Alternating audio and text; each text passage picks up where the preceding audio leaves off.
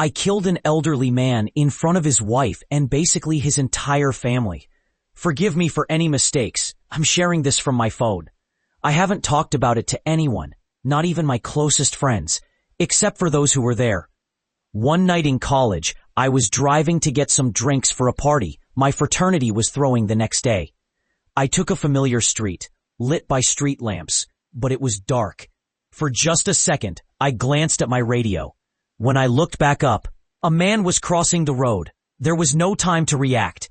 I remember the horror as my car struck him. I screamed and slammed on the brakes.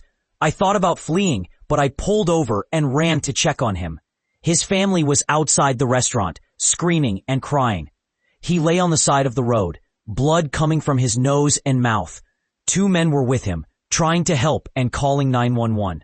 All I could say was, I didn't see him. I was frantic as the reality of what I had done sank in. I sat on the curb, listening to their cries of agony while we waited for the paramedics. I sobbed as they took him away in an ambulance. The worst part was when his wife came over. She sat next to me, placed her hand on my shoulder, and said, I was married to him for almost 50 years. We had a good life. Then she hugged me and said she forgave me. In the end, it was ruled an accident. I wasn't charged. And a friend picked me up from the police station. But I spiraled into a dark place afterward. I drank heavily, dropped out of college in my senior year, and moved back in with my parents because I couldn't hold a job. I even tried to take my own life with pills.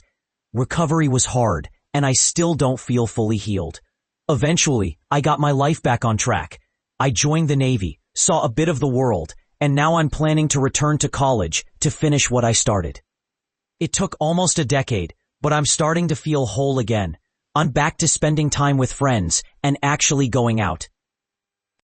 Maybe there is a light at the end of the tunnel after all. Thank you for listening. Your support means more than you know.